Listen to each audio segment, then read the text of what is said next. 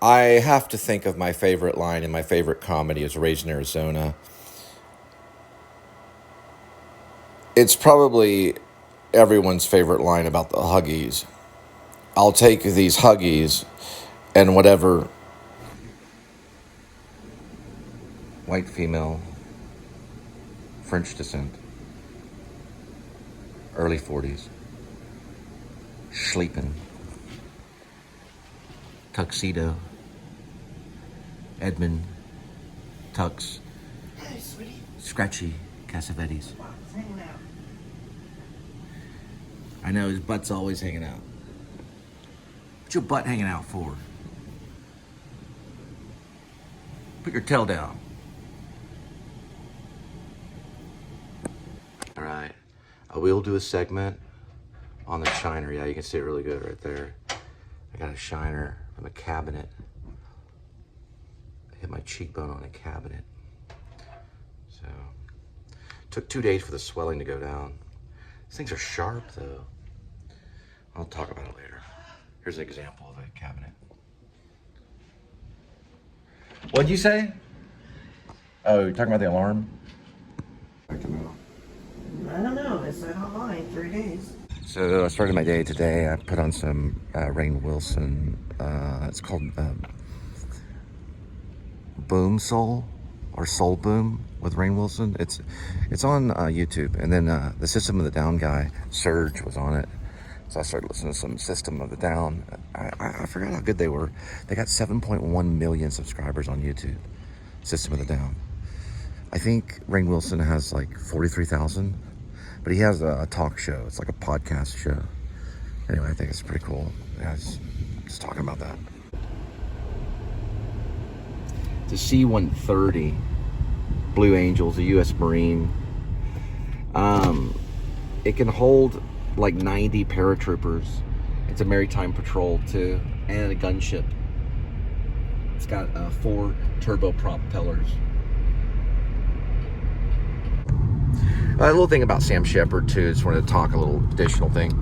He lived to 74, and those numbers mean good music. 7 means good, and 4 means music. 1, 2, 3, and 4.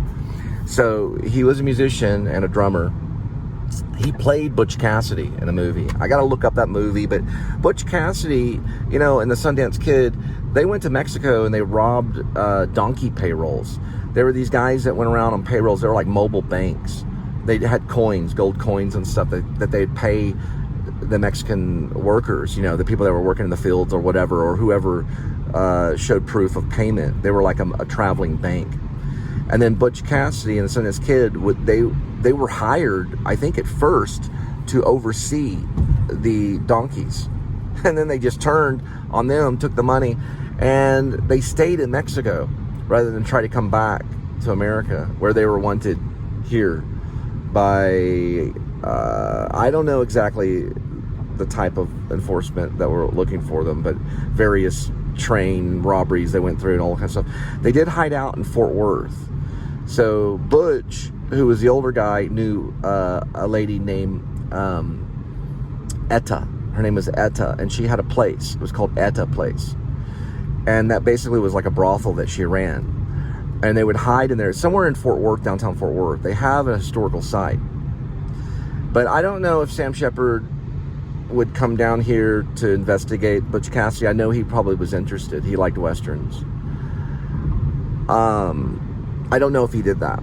He did talk about Texas in his writings.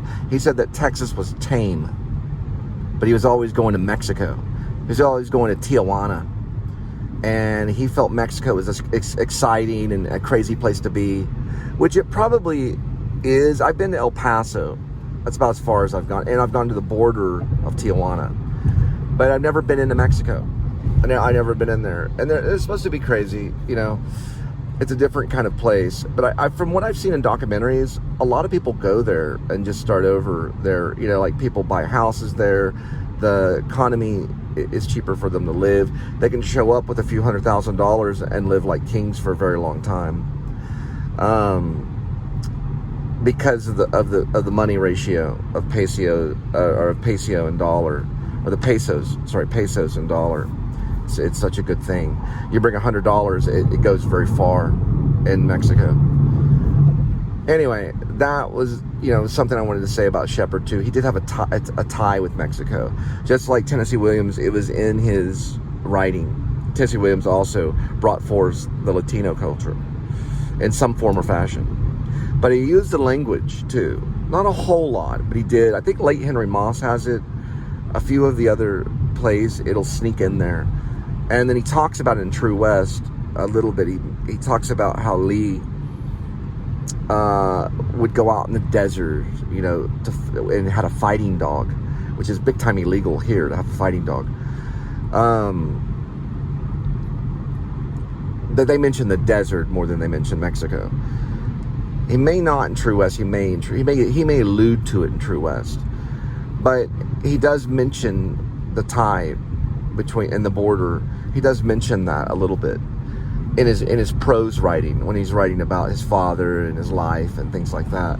He mentioned that Texas was tame, and then he would talk about Mexico. You got to watch some of the documentaries on Sam Shepard.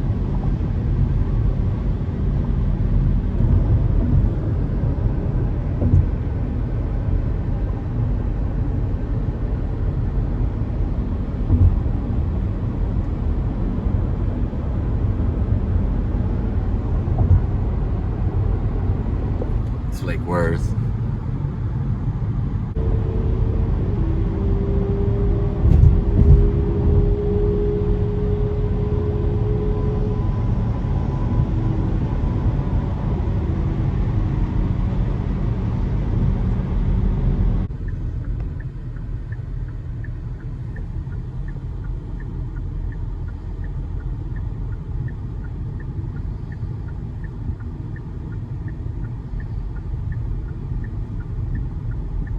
Another thing too about System of a Down, everyone calls it System of the Down, but it's System of a Down. Weird. Making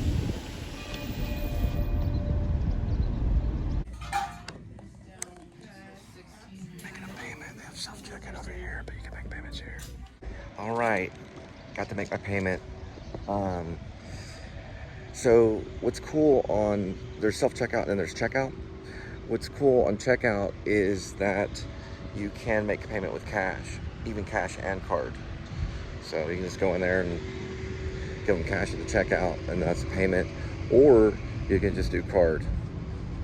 They do have an app that you can make a payment for the card. The only thing is that it lags a little bit, a few days or something. So you're probably looking at me with my black eye going, what in the world happened? Cabinet, getting out of the shower, cabinet. I moved into a new place. Cabinets appear all of a sudden, and then, oh! Anyway. Well, what I always say about artists is they're not always the quickest cook in the book, but some are. Some are. Watch Tom Cruise, which I'm a big Tom Cruise fan. I lay it all down Tom Cruise. Tom Cruise is one of our best actors. He did a movie called Cocktail. He really did all that stuff in Cocktail. Look at this idiot. He's a big time yielder. That's what I call these guys. I'll give him a little bit of time before I honk. But here's a problem with his yielding like this. I'm going to show you the problem. He's in the lane that he's yielding. See the difference? So he's holding all that up because he wants to make a left-hand turn. He basically doesn't know where he's at. But Tom Cruise, Cocktail, great. The guy's clever. Great movie. Because he could sit there and catch these cups and stuff behind his back. Now I can do it with keys. So I can throw my keys up in the air, which I don't do it anymore because now we have the FOP. But I did it all the time at Texas Wesleyan, as high as I could sometimes, and I could catch those keys every time behind my back. But it would go up and over my head, and then towards, my back, pretty much all the way down my back, and then I would catch them. I could do it all the time and never miss. And I also could jump on a trampoline, and I could do the most is 3 backward somersaults and land on my feet. Sometimes I'd land on my knees. I could also do a double forward. so I could double forward in the air and land on my feet. Forward is harder than backwards. Backwards is easier, and I would curl in and I could do 3 and then land. I also would tie lamps in the trees. My mom can vouch for this. And my friend and I would get extension cords, and we would keep the lamps in the trees so that we could jump the trampoline at night. We'd jump the trampoline all the time. We were like little gymnasts. We'd also climb out of the back window, and my friend Foster, who died in the second tour in the Sunni Triangle, he would go with us, and we'd make a map. We'd go into the bedroom at night. We were kids. We were probably 12, Stand By Me age. We were big Full Metal Jacket fans, too, of Stanley Kubrick's Full Metal Jacket. And we'd make a map of the neighborhood, basically. And we would plot out, we called them missions. And we would look at the map, and we would make decisions on where we were going to go in the neighborhood and what purpose. Sometimes we spied. Sometimes we threw corn. We throw corn. It's called Rum Dum Diddy. It's tomato, corn, green peppers, and in a tomato sauce. My mom would make it. We would make these little Rum Dum Diddy packets. They were like bombs, and so we would throw them at people's houses. Now, when I was even younger, we did eggs. Sean and I did, and we were probably a little bit younger.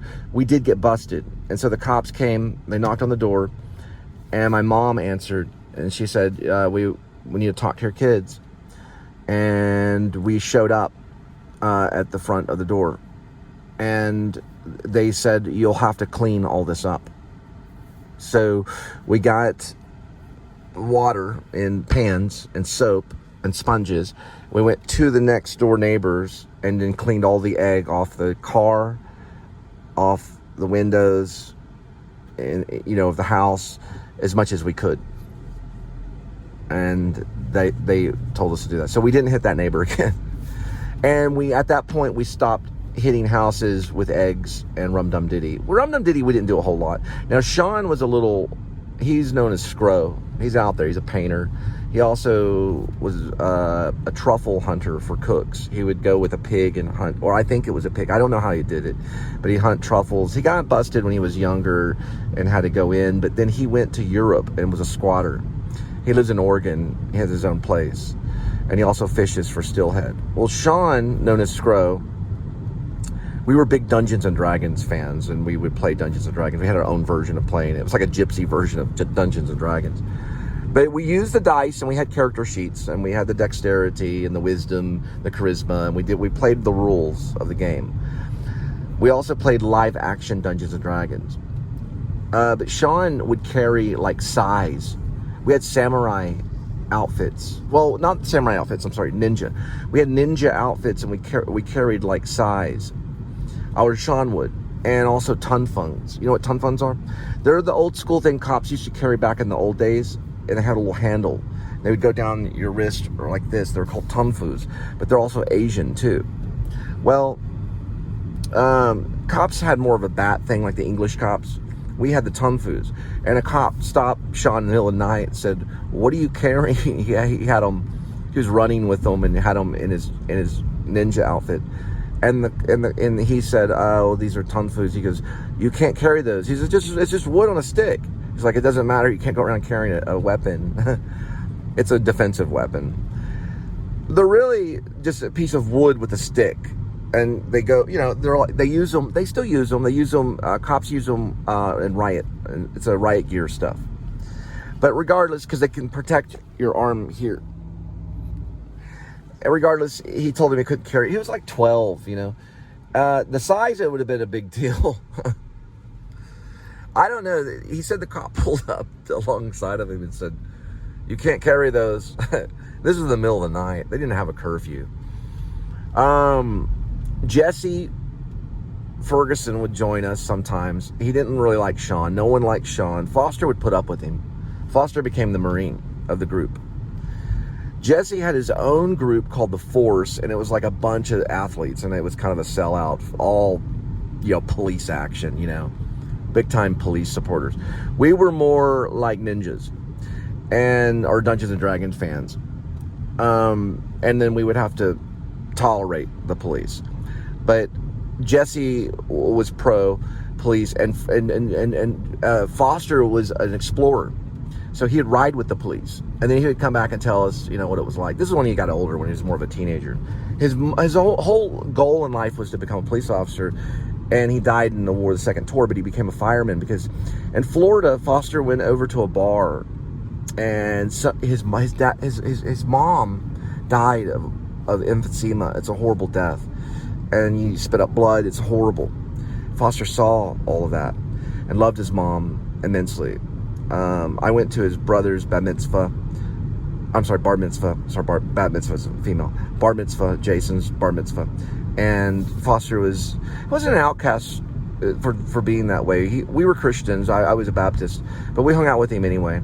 And he would hang out with Sean. Sean was more of like a gypsy, if anything. His father had left.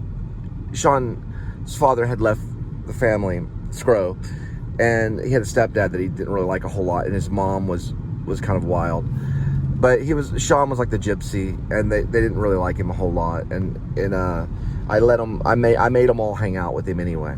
Or Sean was always around. He was always around with the skateboards and things like that. Sean was pretty much like a genius. But anyway, Foster, what ended up happening was he joined the Marines. I was thought about joining with him in a buddy system, but I didn't. I went to theater arts and got a scholarship at Texas Wesleyan University and started my whole career there.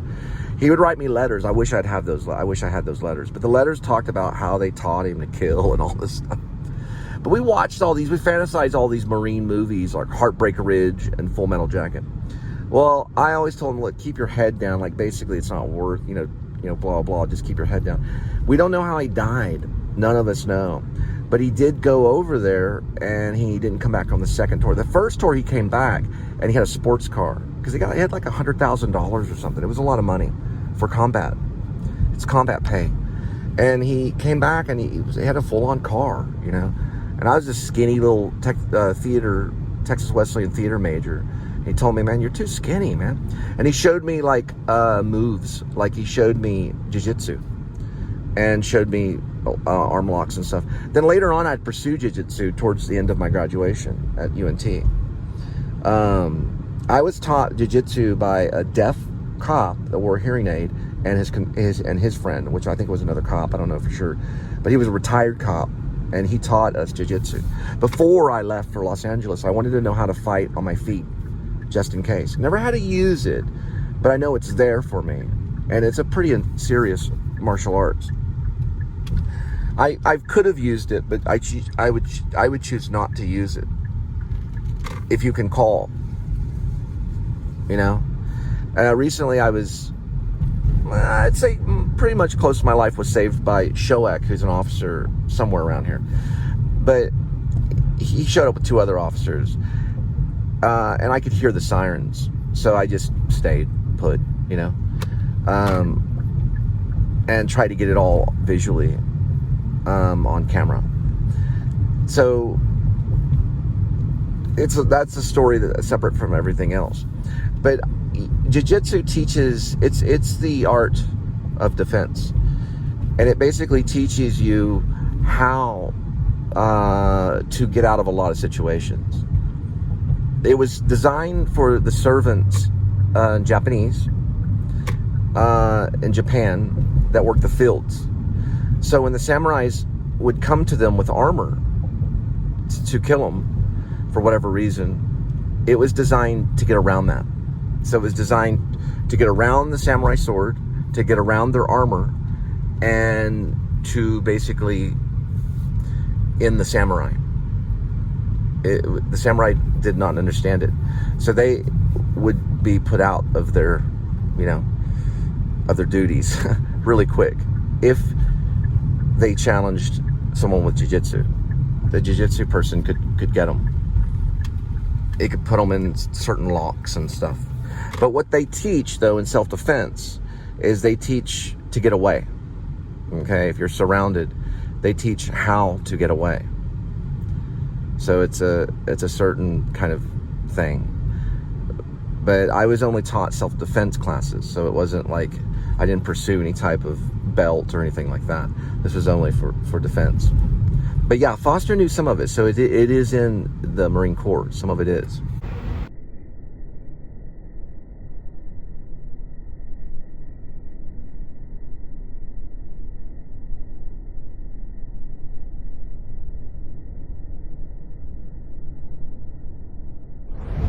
White female, early 40s, named Linda.